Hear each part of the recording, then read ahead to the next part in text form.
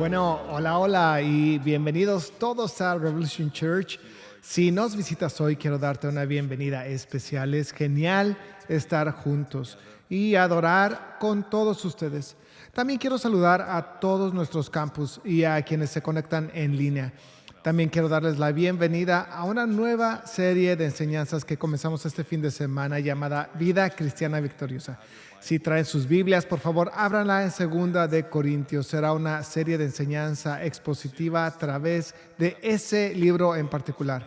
Mientras llegan ahí, recientemente hablaba con uno de nuestros fieles congregantes y mencionaron algo que ya había compartido, que yo era un niño muy tímido y casi no hablaba.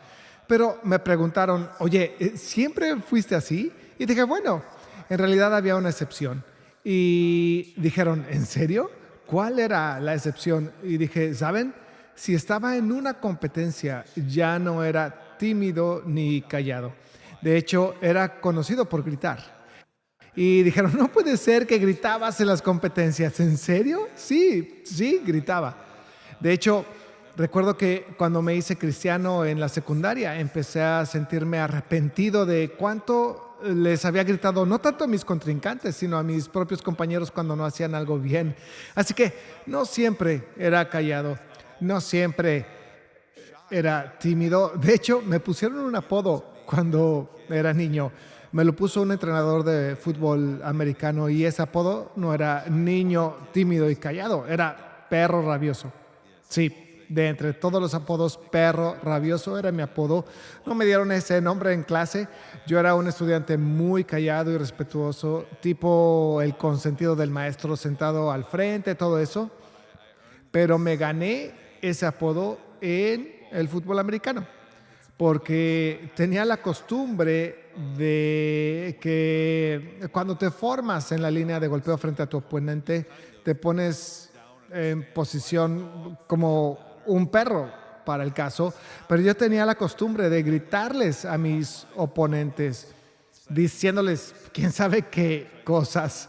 Y mi entrenador decía, es como si fueras un perro con correa esperando a que el balón se mueva. Así que no me juzguen, ¿ok? Dios ha estado haciendo una obra de renovación. Diré esto, nadie me veía cuando era joven y decía, veo un futuro pastor en ti. Eso nunca pasó, ¿ok? Así que sí, Dios hace la obra de renovación, ya no soy así, a menos, claro, que haya una competencia. Y quizás salga ese viejo yo. Resulta que a inicios de este año tuvimos un día de convivencia del staff y fue como, escuchen, este equipo ha trabajado tan duro estos últimos años, vamos a divertirnos un poco. Y entonces nuestra pastora asociada ejecutiva nos preparó muchas cosas divertidas, juegos como de 1 minuto para ganar, voleibol, quemados, todo tipo de cosas hicimos durante el día. Y tengo que ser honesto, estaba arrasando, ¿ok? Así fue, estaba ganando. Fuera lanza la pelotita de ping pong al vaso, arrasaba, ¿ok? Levanta gomitas de dulce lo más rápido que puedas con palillos. Llámenme señor Miyagi, ¿ok? Corre alrededor con una pelota en una cuchara en la boca. La verdad, no sé ni qué decir. Era como un espectáculo de SeaWorld lo que estaba haciendo. O sea, me estaba yendo tan bien. Minigolf, Tiger Woods, ¿ok? O jalando vasos de fiesta con rollos de papel de baño. No importaba. O sea, no había nadie que pudiera competir conmigo. Estaba ganando y ganando y ganando una y otra vez. Me mantuve muy humilde, como pueden notar. Ahora, fui agresivo a veces, sí, tuve que disculparme. Quizá lancé la pelota de quemados un poquito fuerte 1 o 2 veces, pero ¿saben qué? No me pueden culpar. ¿Qué esperaban que pasara? Si ponen a Rocky Balboa en el ring, o sea, esto es lo que va a pasar, ¿de acuerdo? Así que para cuando llegamos a la última competencia de este día de convivencia del staff, los puntos de nuestro equipo iban tan por delante. Y sí, era algo de equipo, no era solo yo, pero los puntos de nuestro equipo iban muy por delante de los demás. Era glorioso. Digo, de verdad, una prolongada vuelta olímpica, ¿ok? Y en esta competencia final, como podías ganar tipo boletos durante el día y si te quedaban boletos, podías usarlos en esta competencia final para congelar a tus oponentes. Y con nosotros tan arriba, ya en el podio, se imaginarán que fuimos el blanco. Lo que quizá no se imaginan es que mi maravillosa esposa, la señora Wendy Farmer, también puede ser bastante competitiva. Y adivinen a quién apuntó de entre todos. Ajá, a mí y a mi equipo. Era como congelado, congelado, congelado, congelado, congelado, una y otra vez. Nos estaban congelando. Dijimos, ¿saben qué? Tenemos que ser buenos deportistas. El costo de ser un vencedor son estos intentos desesperados por destronarte. Eso viene en el paquete, ¿saben?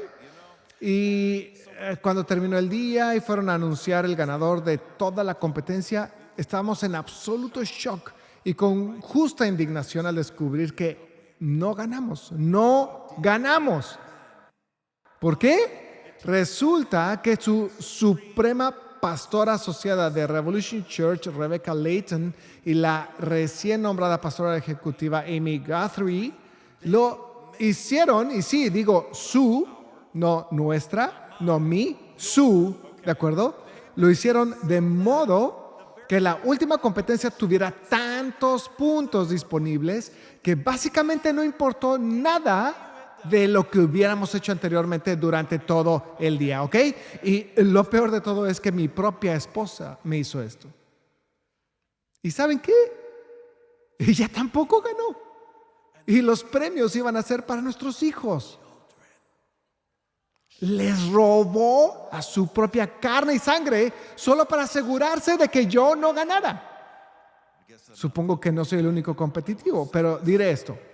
Los que ganaron se sintieron avergonzados. Sabían que no se lo merecían. Al menos eso me dije a mí mismo. Pero, como sea, ¿cómo sabes si estás ganando? De esto estamos hablando en esta serie. ¿Cómo sabes si tu vida cristiana es victoriosa? Porque se habla mucho de la vida cristiana victoriosa. Y cuando escucho las conversaciones sobre la vida cristiana victoriosa, por lo general oigo que es pasar de gloria en gloria, vivir por encima del alboroto, estar sin que nada te afecte de ninguna forma. Ciertamente la vida cristiana victoriosa suele presentarse como que no estás experimentando enfermedad, ni ataque espiritual, ni retrocesos, ni necesidad financiera, no ves ninguna parte de tu trabajo aparentemente estéril y fracasando, seguro, porque todo es bendecido, abundante, rebosante y hermoso.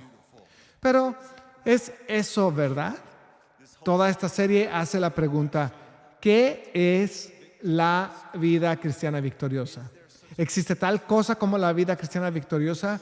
Si es así, ¿cómo se ve y cómo vivimos en esa vida?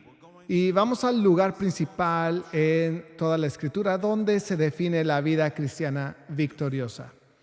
¿Cómo se ve ganar como cristiano? Tener éxito, ser relevante, tener poder. Todas estas cosas están descritas en el libro de Segunda a los Corintios. Al entrar en esto, solo un poco de contexto sobre esta carta. Pablo plantó la iglesia de Corinto en su segundo viaje misionero, entre los años 49 y 52 después de Cristo, ¿ok? Así que él es el apóstol fundador de esa iglesia en Corinto y ahora está escribiendo estas cartas. Tenemos la carta de Primera a los Corintios y la carta de Segunda a los Corintios. Escribió estas cartas de vuelta a la iglesia de Corinto cuando estaba en su tercer viaje misionero. Así que el lapso entre cuando fundó la iglesia en Corinto y el momento en que se leyó esta carta, la de Segunda a los Corintios, es casi una década, probablemente entre 7 y 8 años. No sabemos exactamente, pero algo así. Sí sabemos al menos eso, ¿ok? Y entonces, en la primera carta de Pablo, él estaba abordando muchos asuntos. Algunos eran preguntas que los corintios le habían escrito y preguntado, así que él estaba respondiéndolas. Pero también iba a tratar otras cosas sobre las que ellos no estaban preguntando y que él decía, deberían haber preguntado esto. Entonces, ¿qué estaba pasando en esta iglesia? En un resumen muy rápido. Uno, esta iglesia había estado cayendo repetidamente en lo que llamaríamos una forma distorsionada de la gracia. ¿De acuerdo? Esto pasó desde el principio en la iglesia primitiva. Tenían esta forma distorsionada de la gracia donde se habían enorgullecido de tener entre ellos a esos autoproclamados cristianos que vivían vidas bastante impenitentes y pecaminosas. Y Pablo decía, deberían avergonzarse de esto. En cambio, estaban tan orgullosos porque era como aquí todos se sienten cómodos, todos sienten que pertenecen aquí sin importar lo que esté pasando en sus vidas. Así que Pablo los corrige. ¿No entienden que aún un poquito de levadura afecta toda la masa?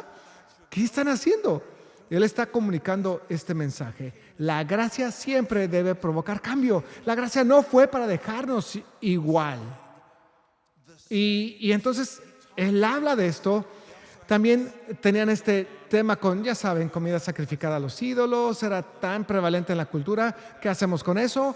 Además, algo que pasaba culturalmente y que tuvo que tratar con los corintios era que las mujeres, con toda razón, estaban absolutamente eufóricas al entender su lugar en este mundo en Cristo Jesús.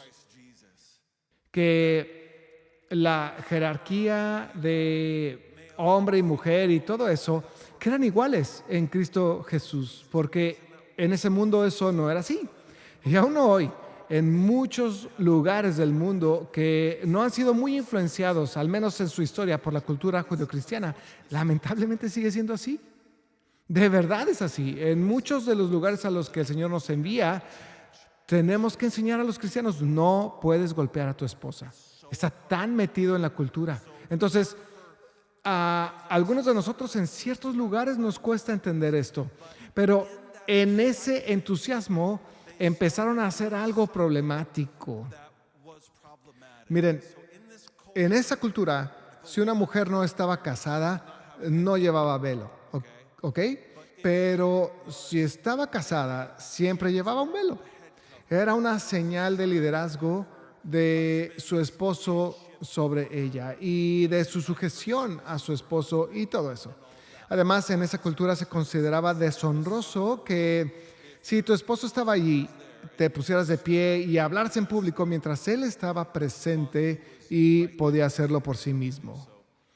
Así que al aprender su igualdad en Cristo Jesús, las mujeres se estaban levantando en la iglesia con sus esposos sentados allí tirando sus velos como estoy liberada, soy libre. Y el apóstol Pablo dice, wow. Sí, todos somos iguales, pero eso no socava el diseño de Dios para la autoridad dentro del contexto del matrimonio.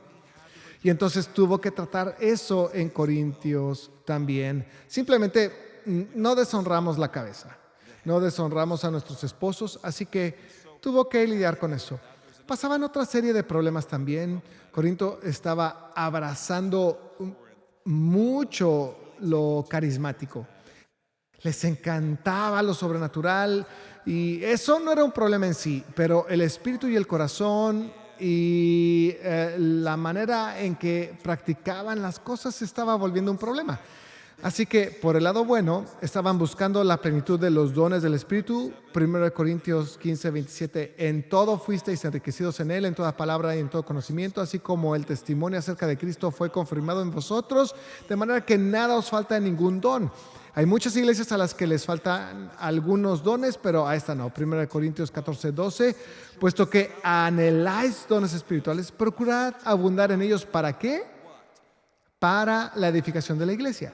Y eso realmente va dirigido porque había un corazón que se estaba desviando al respecto de esto. 2 Corintios 8:7, mas así como vosotros abundáis en todo, en fe, en palabra, en conocimiento, en toda solicitud y en el amor que hemos inspirado en vosotros, ved también que abundéis en esta obra de gracia. Así que hay mucho que va bien en esta iglesia, mucho que se elogia en la iglesia de Corinto, pero su búsqueda de los dones espirituales, su deseo de usar esas gracias espirituales, se estaba haciendo de tal manera que estaba alterando el orden en la iglesia. Estaba produciendo algo ininteligible que no podía edificar a los presentes, incluyendo a los incrédulos que venían a explorar de qué se trata la fe cristiana.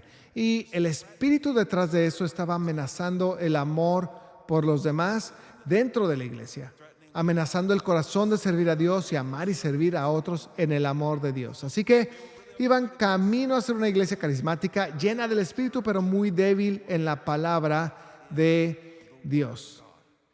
¿No lo vemos mucho? Tienes estas iglesias de la palabra que son muy débiles en el Espíritu y luego iglesias del Espíritu que son muy débiles en la palabra. Y ellos estaban en ese lado del Espíritu, pero muy débiles en la palabra. Y esa debilidad en la palabra de Dios estaba amenazando la unidad, el amor, la pureza de la novia, así como la teología de la iglesia. Así que Pablo está en su tercer viaje misionero, ¿ok? Está súper enfocado plantando nuevas iglesias, haciendo el duro trabajo pionero del ministerio, y en medio de eso hace una pausa, no para escribir una carta, ni dos.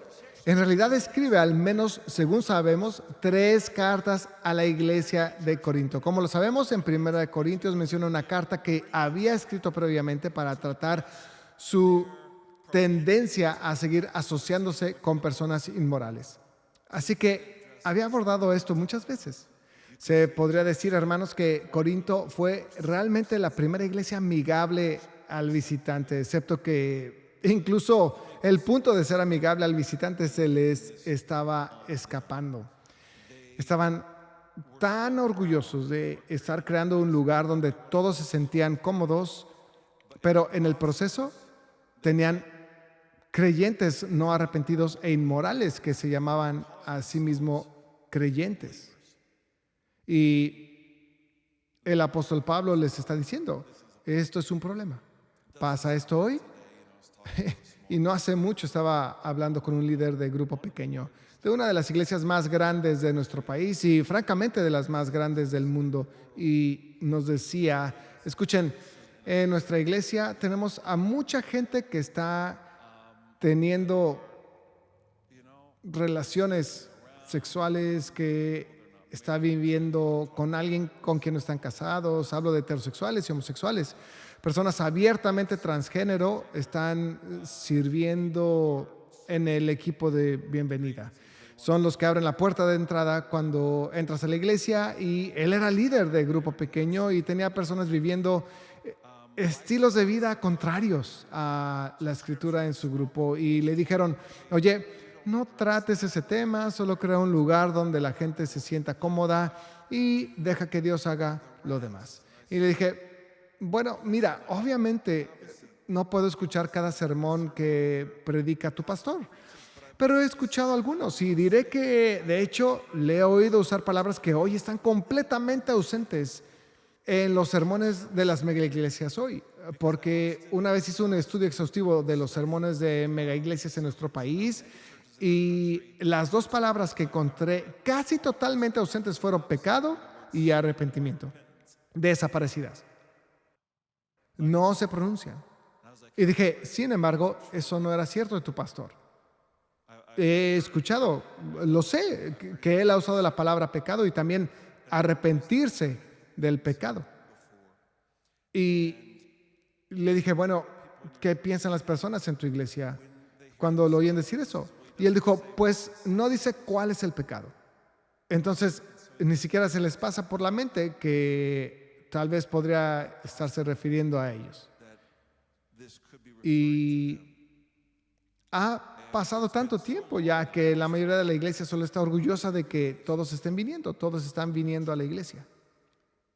Y dije, ¿son personas que se profesan incrédulos que están ahí para explorar la fe cristiana, o son personas que dicen que son cristianas? Él dijo, no, estos se dicen orgullosamente cristianos, viviendo estilos de vida no bíblicos, y lo han hecho por mucho tiempo. Simplemente no piensan que haya nada malo en ello. Iglesia, eso mismo estaba pasando hace 2000 años en Corinto, cuando Pablo escribió estas cartas. Ahora, como paréntesis, Dios los ama. Y yo los amo. Pero tienen que entender que Dios no está comprometido con su definición de amor. porque Él es amor y Él define lo que es el amor. Dios es amor y Él no está comprometido ni dedicado a afirmar y aplaudir nuestras búsquedas de deseos carnales y terrenales, nuestros antojos ni nuestros autoproclamados objetos de felicidad. Él no está comprometido con eso. Podemos intentar definir el amor y decir, esa es la única manera en que puedes amarme, pero Él no se va a inclinar ante esa definición. Así que no es mi objetivo que el pecado se sienta seguro aquí. Ni mi pecado, ni el de ustedes. No hay pecado que no vayamos a confrontar en este lugar con la espada del Espíritu, que es la palabra de Dios. Nuestra meta es que el Espíritu de Dios se sienta cómodo aquí, no que mi carne se sienta cómoda aquí. Esa es la meta.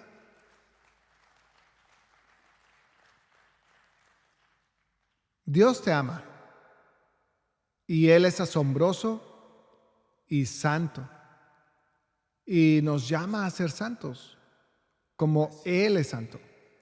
Si alguien busca sentirse cómodo en algún lugar viviendo en desobediencia explícita e impenitente a la palabra de Dios, clara y directa, oro para que este nunca sea el lugar donde les resulte cómodo hacerlo. Ustedes son amados demasiado como para eso. Y francamente, quienes les digan lo contrario, no están haciendo lo que llaman amor. Están haciendo lo que Dios llama odio. Han redefinido los términos de Dios porque están participando en un engaño mortal para sus vidas. Y eso no es amor en lo absoluto. No vamos a hacer eso aquí. Así que aquí está Pablo, ahora está escribiendo su tercera carta, que es Segunda de Corintios, porque no tenemos la primera, tenemos la segunda y la tercera, así que son Primera y Segunda de Corintios. Y está escribiendo no mucho después de la segunda carta, que es Primera de Corintios. Obviamente esta iglesia le preocupaba mucho a Pablo. Estaba ocupado y aún así se tomó el tiempo para hacer esto. Eso nos dice que las cosas aún no estaban resueltas. En Corinto había problemas y no eran cosas sin importancia, eran asuntos mayores que había que abordar, que necesitaban corrección, resolución y realmente ser reconciliados con la palabra de Dios. El asunto final, que da mucho contexto para esta serie, era este. Muchos se oponían a Pablo en la iglesia que Dios lo usó para fundar.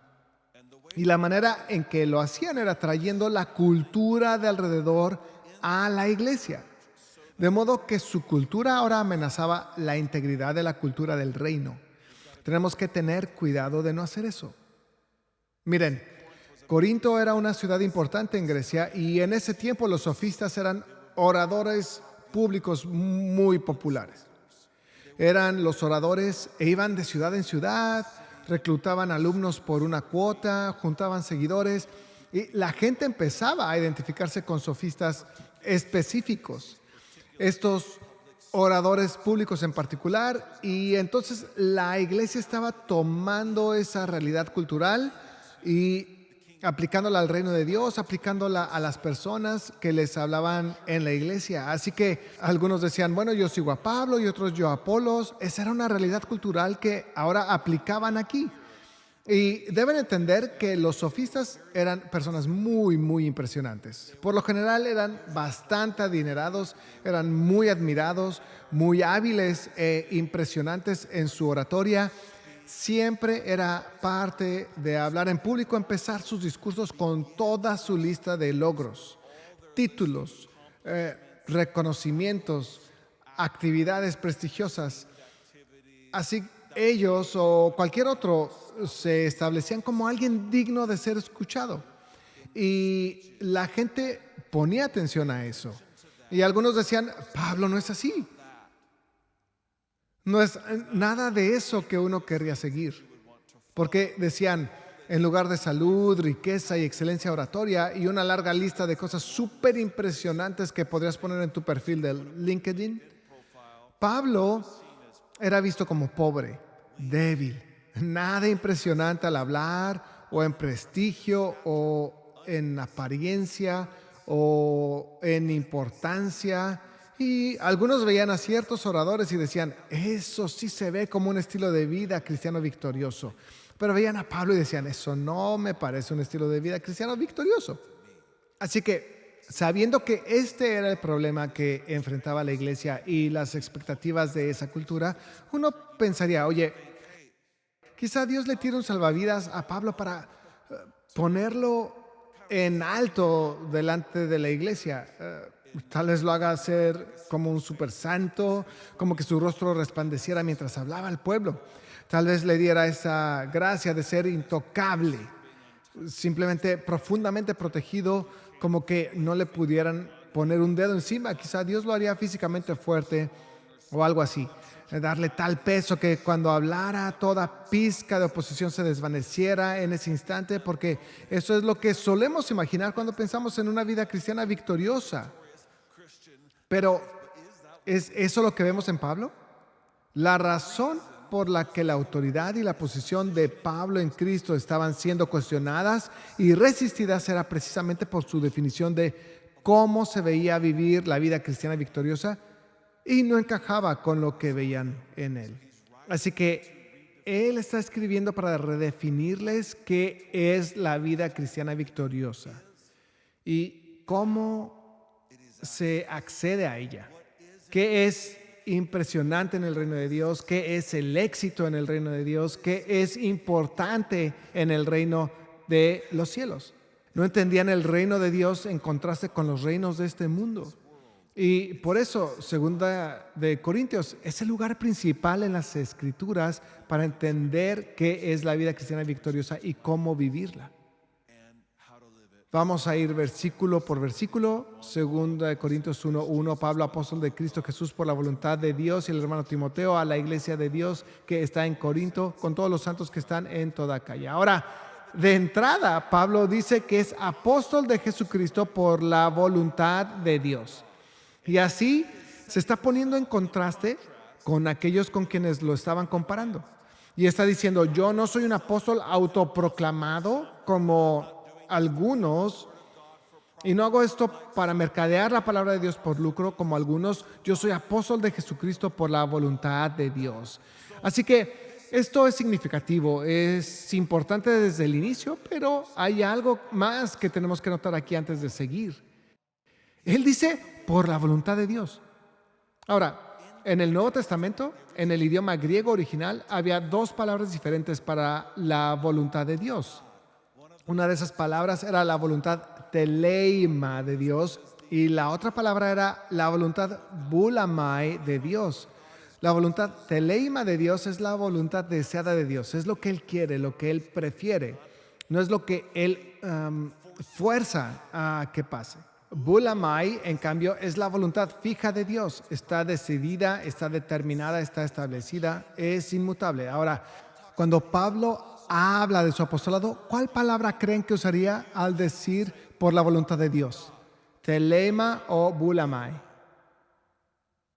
Teleima. Escucho que muchos dicen teleima. Yo pensé que sería bulamai, como de está determinada, Dios lo estableció, lo fijó, pero tienen razón. Él dice que es por la teleima, la voluntad preferida de Dios, lo cual nos dice que Pablo no fue apóstol por la voluntad fija, determinada, inmutable e inalterable de Dios, sino por la voluntad deseada de Dios. Esto significa que la participación de Pablo fue esencial, no estaba garantizada, y pueden imaginar qué distinta sería la historia si el apóstol Pablo no le hubiera dicho que sí a Dios, ni hubiera perseverado en ese sí. Su sí, iglesia, y su continuo sí importan más de lo que se imaginan. A veces nos gusta escondernos detrás de la voluntad de Dios. No pasó, así que no es voluntad de Dios. Pasó, entonces sí es voluntad de Dios. Pero podemos carecer de entendimiento. Mucho de lo que enfrentamos en esta vida no es la voluntad fija de Dios. Hay cosas absolutamente inalterables, pero si el apostolado de Pablo fue la voluntad deseada de Dios y no su voluntad fija, entonces debo tener cuidado de no menoscabar la importancia de mis propias decisiones en la vida. como si todo ya estuviera fijado. Pero todo esto para decir, ya de entrada hay una declaración fuerte. Pablo, apóstol de Cristo Jesús por la voluntad de Dios. Bien, aquí vamos. ¿Qué va a decir después? Versos 2 al 5, gracia y paz a vosotros de parte de Dios, nuestro Padre y del Señor Jesucristo. Bendito sea el Dios y Padre de nuestro Señor Jesucristo, Padre de misericordias y Dios de toda consolación, el cual nos consuela en toda tribulación nuestra, para que nosotros podamos consolar a los que están en cualquier aflicción con el consuelo con que nosotros mismos somos consolados por Dios. Porque así como los sufrimientos de Cristo son nuestros en abundancia, así también abunda nuestro consuelo por medio de Cristo. Esto, en contexto, les resultaba chocante. Quizá lo han leído y oído predicar muchas veces y por eso ya no les parece chocante a ustedes, pero esto era chocante. Él empezó con fuerza: Pablo, apóstol de Jesucristo por la voluntad de Dios. No sé si lo dijo así, pero saben a lo que me refiero. Y ahora la gente dice: ey, empezaste bien, Pablo, ¿a dónde vas? Aquí los vas a perder. ¿Qué estás haciendo? Te estás descalificando solito. Eso no proyecta una imagen de fuerza, porque de inmediato está hablando de estar afligido, tener muchos sufrimientos y ser consolado por Dios. Para nadie esta sería la frase que sigue: apóstol de Jesucristo por la voluntad de Dios. Entonces, ¿es eso distinto hoy? ¿O hay grandes subcorrientes en el cristianismo hoy que dicen que si experimentas alguna enfermedad es por tu falta de fe? O que si experimentas algún tipo de sufrimiento, eso es algún tipo de castigo por tu pecado. Aquí Dios, por medio de Pablo, deja claro que la aflicción es parte de la vida cristiana victoriosa. Es parte de ella. ¿Cómo? Bueno, vamos a ir viendo los cómo a lo largo de esta serie. Y algo de eso viene de inmediato aquí en los versículos 6 y 7. Pero si somos atribulados, es para vuestro consuelo y salvación. O si somos consolados, es para vuestro consuelo, que obra al soportar las mismas aflicciones que nosotros también sufrimos. Y nuestra esperanza respecto de vosotros está firmemente establecida, sabiendo que como sois copartícipes de los sufrimientos, así también lo sois de la consolación. Así que pongan mucha atención. ¿Qué está pasando aquí? Él dice: si somos atribulados es para su consuelo, es para su salvación. Si somos consolados también es para su consuelo. En pocas palabras, Pablo está diciendo: de cualquier manera, Dios gana. De las dos formas, Dios gana. Y sobre esta palabra consuelo, es una palabra importante del Nuevo Testamento. Vale la pena pausar un momento para entenderla. Esta es la palabra griega parakaleo. Así que tratemos de recordarla. Digan: parakaleo. Así que piensen en para como junto a, cerquita, y kaleo suena como call, al menos en inglés, y es la palabra para llamar o convocar. La etimología de esta palabra es llamar a alguien muy cerca de ti. Es como hablarle algo de cerca y de manera personal a alguien. Ahora, se traduce de varias formas en el Nuevo Testamento. Cuando esta palabra se usa como pregunta para pedir algo, toma el sentido de suplicar. Muchas veces la leemos como rogar o implorar. Hay otras palabras del Nuevo Testamento que simplemente significa pedir. Esta no es esa palabra. Toma intensidad. Es como: ven cerca y ayúdame. Es un llamado desesperado por misericordia o ayuda. No es simplemente pedir, es una especie de súplica intensa y desesperada. Ven, ayúdame. Cuando es una pregunta. Luego, cuando es una afirmación, suele traducirse como instar a alguien, apremiar a alguien, exhortar a alguien. Como que ese es el sentido cuando está en forma de afirmación, no de pregunta. Las traducciones batallan para captar el peso de esta palabra, no por falta de esfuerzo, sino porque la mayoría de los idiomas no tienen un término que lleve el sentido completo del significado que llevaba en el griego original. En griego sería como cuando hablas pidiendo, es como llamar a alguien que venga cerca y desde ese lugar los animas, los apremias, los alientas, los exhortas. Así que, usado así, tiene más este tono de vamos, hagámoslo juntos. Esa es la importancia de esta palabra que se pierde y ¿no les parece mucho más alentador que decir, ya sabes lo que tienes que hacer X, Y, Z? Lo es. Esto es vamos, estamos en esto juntos, hagámoslo juntos. Acercándolos y hablándoles de cerca, esa palabra oportuna tiene ese sabor de vamos a hacerlo. Y luego en el contexto de alguien sufriendo, alguien pasando por un momento difícil, alguien que tiene dolor, alguien que está atravesando aflicción o tribulación, ahí cuando leemos la palabra consuelo, se traduce como consuelo en ese sentido. Ahora, al oír la palabra consuelo, quizá pensemos en un abrazo, una cobija o algo así. Y eso es bueno, no me malinterpreten. Pero en realidad esta palabra inevitablemente lleva el sentido de hablar. Así que no es solo eso. Es muy importante mostrar el amor de Dios a quienes están heridos, pero el sentido de esta palabra es traer a alguien cerca de ti y decirle una palabra desde ese lugar. Y cuando es en el contexto de alguien sufriendo, creo que la mejor traducción es ánimo. Es como poner valor en su corazón, que en ese momento es caña cascada y pábilo que humea. Pone valor en alguien. ¿Cómo lo hace? Bueno, Pablo dice que todo consuelo viene ¿de quién? Sí, dijo que todo viene de Él. Todo viene del Señor. Todo el paracaleo viene de Él. Lo que nos dice que en el sentido cristiano, esto es alguien que se ha acercado a Dios en un lugar de aflicción así. Ha recibido su ánimo, lo que de verdad puso valor de nuevo en su corazón débil y ahora puede decirles a otros que pasan por algo similar a lo que él pasó. Oigan, vayamos a Dios juntos y recibamos el ánimo que yo recibí cuando yo estaba pasando algo similar. Iglesia, se han conocido acusación falsa, traición, abandono, abuso verbal, humillación, vergüenza pública, tropiezos, retrasos, trabajo duro, noches en vela, ataque espiritual, desaliento, desesperación, abatimiento. Yo puedo decirles que yo también.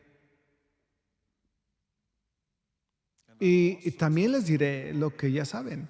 Se han pasado por eso, que cuando alguien que no ha conocido el ánimo de Dios en una aflicción similar a lo que ustedes conocieron o están conociendo, cuando esa persona intenta decirles algo útil, suele terminar hiriendo. No es que no tuvieran buena intención, pero la razón es que no es esto, no es de lo que estamos hablando. No están dando palabras que dan vida, que están saturadas y habladas por el Espíritu Santo a quien está en esa condición. No es como acercarse a Dios, es o decirles a ustedes que ya de por sí están muy heridos, ¿qué más tienen que hacer?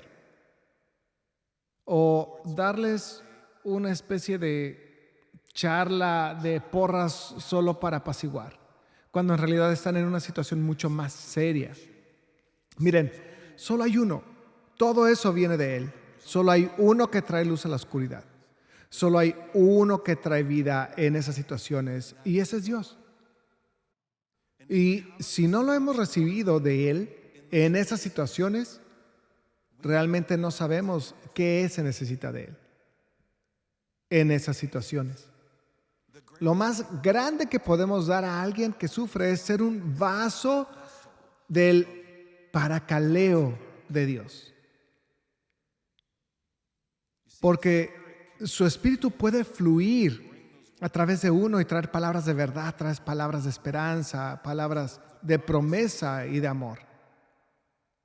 Desde ese lugar, el ministerio, el río de ministerio que fluye de la persona se ensancha cuando pasa por aquello y recibe su ánimo en esa situación. Sigamos leyendo versos 8 al 11, porque no queremos que ignoréis, hermanos, acerca de nuestra aflicción sufrida en Asia, porque fuimos abrumados sobremanera, más allá de nuestras fuerzas, de modo que hasta perdimos la esperanza de salir con vida. De hecho, dentro de nosotros mismos ya teníamos la sentencia de muerte, a fin de que no confiáramos en nosotros mismos, sino en Dios que resucita a los muertos, el cual nos libró de tan gran peligro de muerte y nos librará.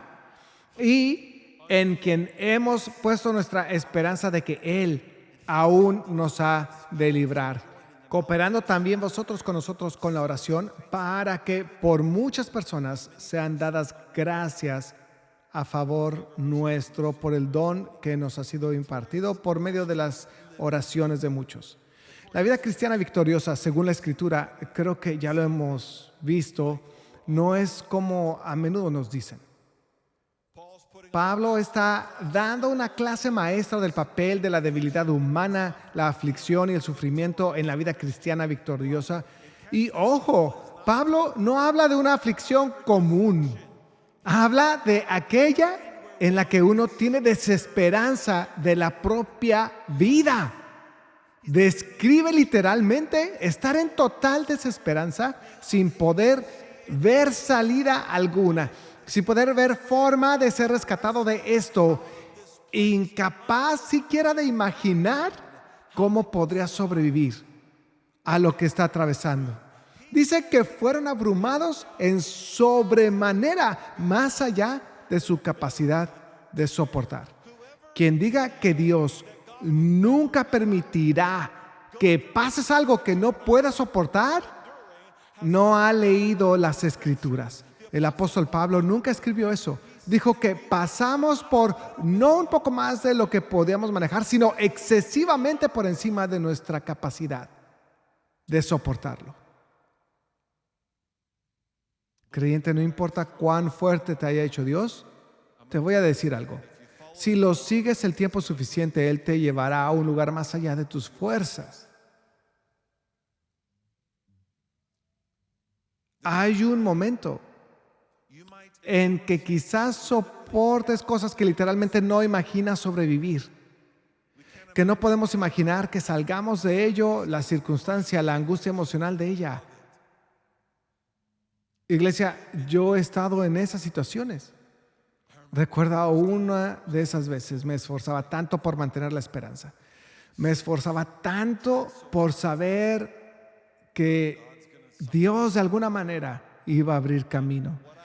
Y cuando de verdad me cuesta sostener la esperanza en cierta situación, empiezo a hipotetizar formas en que Dios podría obrar. Quizá haga esto, quizá haga aquello, tal vez intervenga de esta manera, tal vez de aquella otra. Y yo intentaba encontrar algo. No podía pensar ni en una.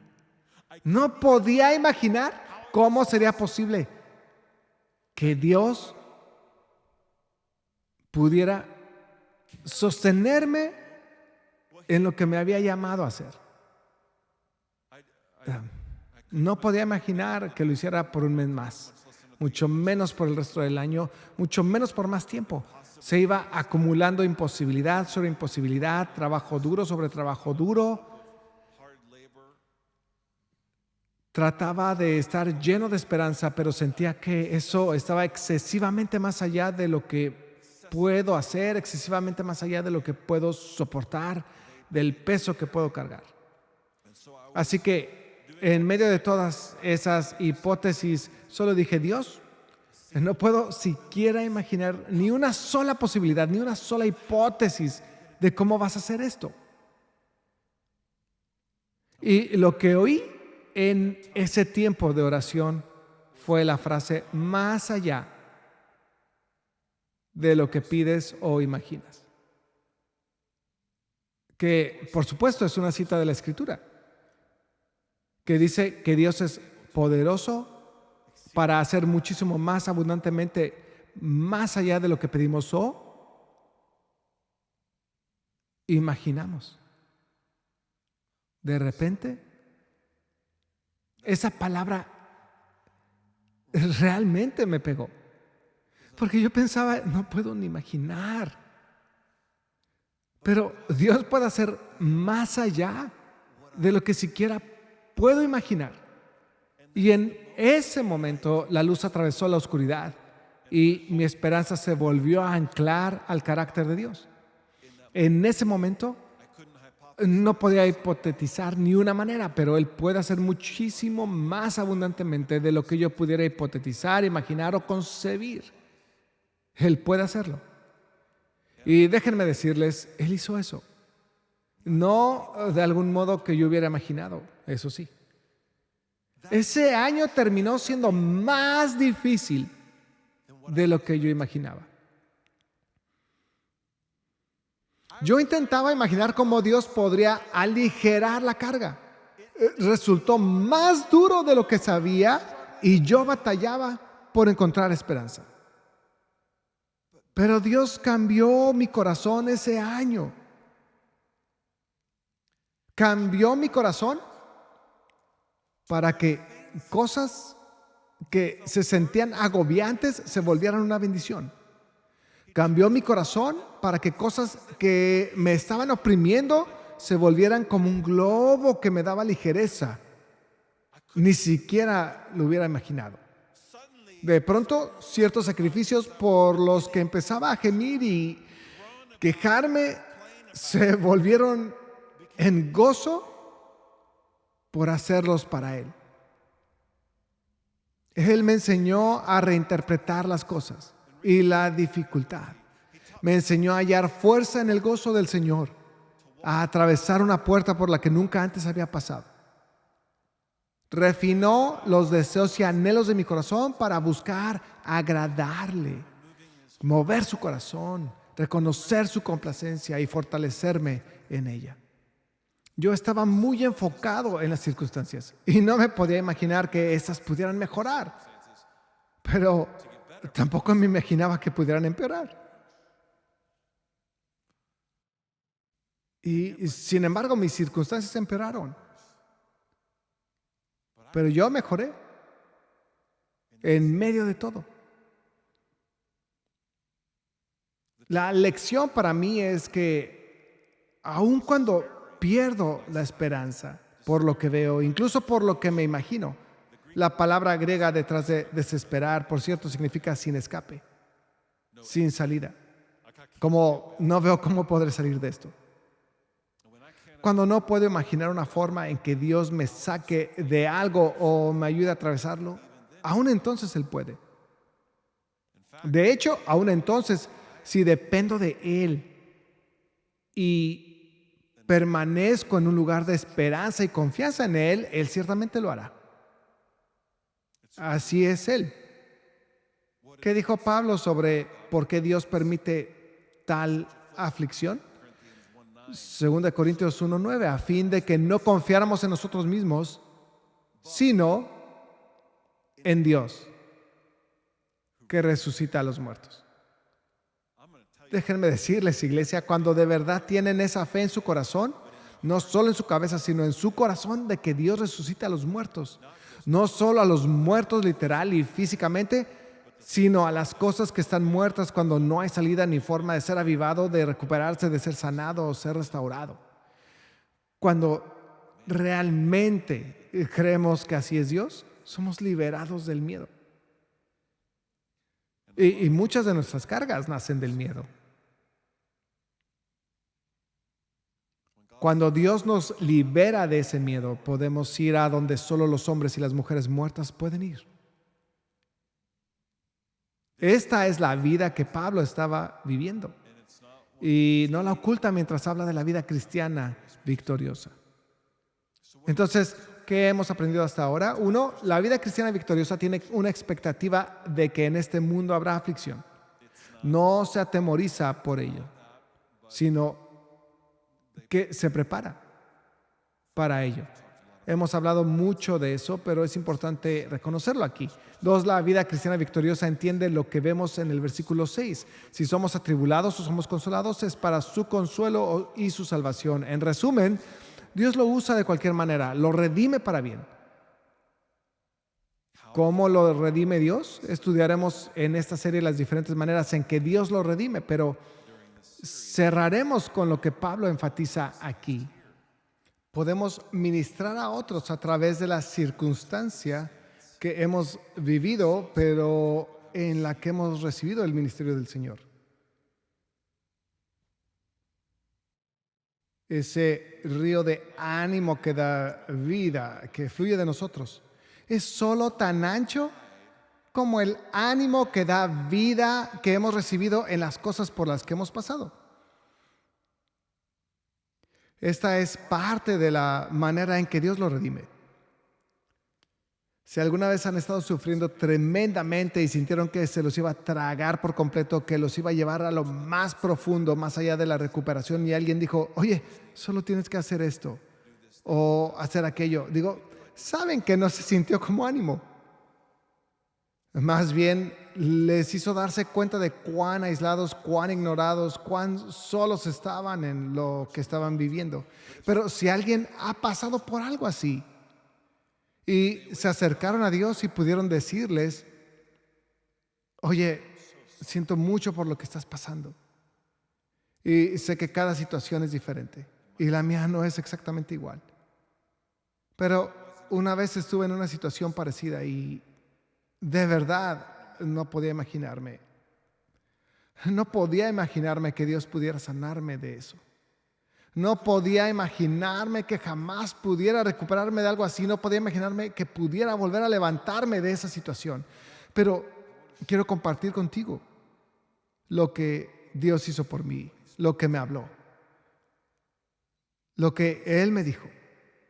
Y la cosa es que cuando personas en esa situación oyen cómo Él hizo eso por ti, quién fue Él para ti en esa situación, cómo te sostuvo, cómo te consoló, cómo restauró, cómo redimió y avivó aquello que estaba muerto, eso vuelve a poner valentía en el corazón de una manera profunda. Ahora, ¿es la capacidad de ministrar a otros que están pasando por algo similar a lo que tú has pasado de lo único de lo que se trata? No, es solo una parte de lo que se trata, pero es una parte poderosa. Dios redime la maldad por la que pasamos. Si llevamos cualquier cosa al que es bueno, Él tiene esto en su naturaleza. Si dependemos de Él, Él lo redimirá. No hace que lo malo sea bueno, pero lo vuelve en contra del enemigo y empieza a sacar lo bueno de ello. Él te usará para acercar a otros al Dios de consolación de la misma manera en la que el Dios de consolación te atrajo a Él.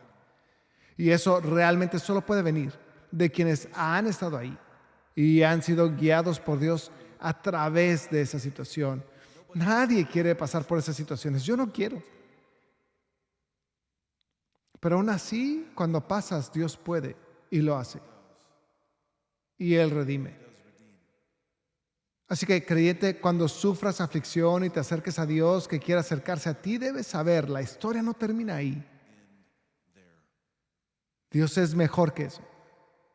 No termina en aflicción, termina con Dios aumentando y no disminuyendo tu capacidad de ser usado por Él. Porque, ¿qué no sabes que muy a menudo pensamos, ¿y ahora cómo podrá usarme Dios? Bueno, eso no viene del Señor, viene del enemigo. Confíen en Él. Es verdad. Él está redimiendo todas las cosas. ¿Puedo oír un amén?